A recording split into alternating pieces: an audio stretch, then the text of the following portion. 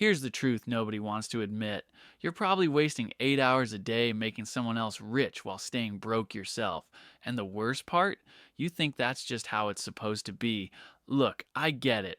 You show up, do your job, collect your paycheck, and repeat. But what if I told you that your regular job could actually be the fastest path to building serious wealth in real estate? Not someday when you finally quit. Right now, while you're still clocking in every single day. Most people treat their job and their wealth building as two separate things. That's the mistake. Your 9 to 5 isn't the obstacle, it's the cheat code. And by the end of this video, you're going to know exactly how to use it. Here's what happens to most people. They hate their job. They dream about quitting. They scroll through Instagram looking at people who escape the grind. And they think the only way to build wealth is to leave their job behind.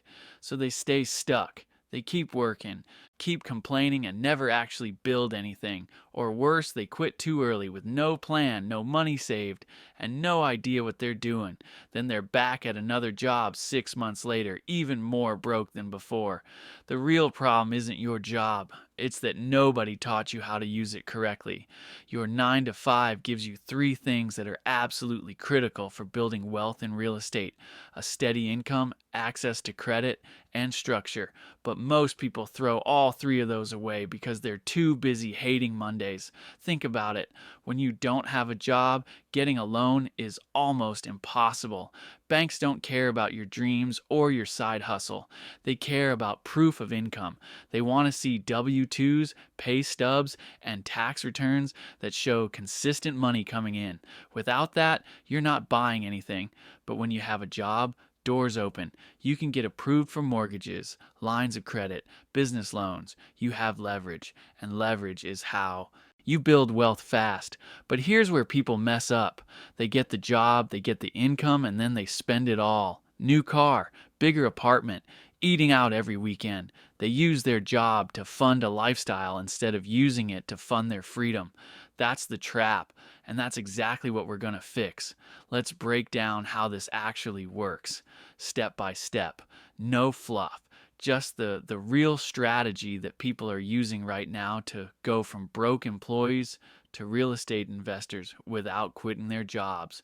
Step one: protect your credit like it's worth $1 million, because it is. Your credit score is your real estate ticket. It determines whether you can buy property, how much you can borrow, and what interest rate you'll pay.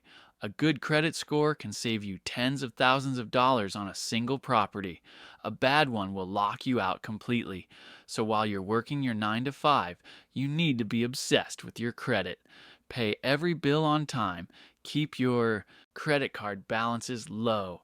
Don't open a bunch of new accounts. Don't co-sign for anyone. Treat your credit score like it's a living thing that you're trying to keep healthy. Check it every month. If there's an error, fix it immediately. This isn't optional. This is foundational. Step 2: live below your means, way below. I know you don't want to hear this, but if you're spending everything you make, you're never going to build anything. You need to create a gap between what you earn and what you spend. That gap is your future. Most people do the opposite. They get a raise and immediately upgrade their life. Bigger apartment, nicer car, better clothes. That's called lifestyle inflation, and it's why people stay broke forever. Instead, you need to keep your expenses as low as possible. That might mean staying in a smaller place, driving an older car, skipping the vacation everyone else is taking. It's not fun, but it's temporary, because every dollar you don't spend is a dollar you can invest, and that's what changes everything. Step 3: stack cash for your first deal. Here's the goal: save enough money for a down payment on an investment property. Depending on where you live, that could be $5,000. It could be $20,000. It could be 50. But you need a number and you need a plan to hit it. Open a separate savings account just for this. Automate transfers from every paycheck. Treat it like a bill you can't skip. If you get a bonus at work, it goes here. Tax refund? Here. Extra overtime? Here. You're not saving for a car or a wedding or a trip. You're saving for cash flow. for equity, for a real asset that's going to pay you every single month. And while you're saving, you're also learning. Read books about real estate, listen to podcasts, watch videos, learn how to analyze deals, understand markets, and run the numbers on a property. Because when you finally have the money saved, you need to know what to do with it.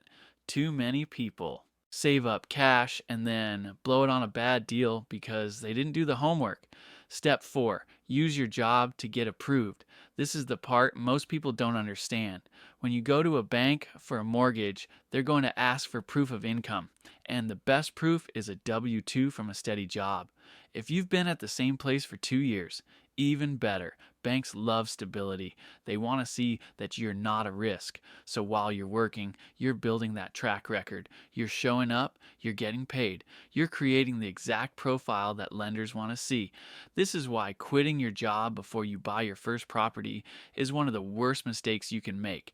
You lose your leverage right when you need it most. Now, here's the move. Once you've saved your down payment and you've found a property that makes sense, you apply for the mortgage while you still have your job. You get approved, you close on the property, and now you own a real asset, something that's either going to appreciate in value, generate rental income, or both. And you did it all while still working your 9 to 5. Step 5. House hack your first property. If you really want to speed this up, your first property shouldn't just be an investment. It should be your home. This is called house hacking, and it's one of the smartest strategies out there. Here's how it works. You buy a small multifamily property. Could be a duplex, a triplex, a fourplex. You live in one unit and rent out the others. The rent from your tenants covers most or all of your mortgage, so you're living almost for free while building equity in a property. And because you're living there, you can use an FHA loan, which means you only need to put down 3.5%. That's way less than a typical investment property. Let's say you buy a duplex for $300,000. You put down $10,000. You live in one side and rent out the other for $1,500 a month. Your mortgage, taxes, and insurance might be $2,500 total. So you're only paying $1,000 out of pocket, and you're building equity every month. Compare that to renting an apartment for $2,000 a month, where you're building nothing. House hacking lets you use your job income to qualify for the loan, but the property pays for itself. It's the ultimate cheat code. Step 6. Repeat and scale. Here's where it gets really good. After a year of living in that duplex, you can move out and do it again. Buy another property, live in it, rent out the other units. Now you own 2 properties. Both are generating income, both are building equity, and you still have your job, which means you still have access to financing. You can keep doing this every year if you want. Some people build entire portfolios this way without ever leaving their 9 to 5. Because the job isn't the problem, it's the tool. And once you have a few properties, the cash flow starts to stack up. Let's say each property nets you $500 a month after expenses. 2 properties is $1,000. 4 properties is $2,000. That's real money. Money that's coming in whether you show up to work or not. And that's when you start to have options. Maybe you keep working because you like your job. Maybe you cut back to part-time. Maybe you finally quit. But now it's your choice, not something you're forced into because you're desperate. Here's the moment that changes everything. It's when you realize that your 9 to 5 was never the enemy.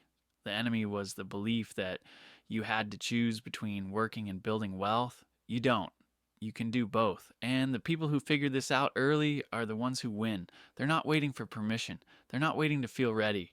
They're using what they have right now: a paycheck, a credit score, and a plan. That's it. That's all you need to start. I've seen people go from 0 properties to 5 properties in 3 years without quitting their job. I've seen people replace their entire salary with rental income while still working full time. It's not luck. It's not a secret. It's just strategy and discipline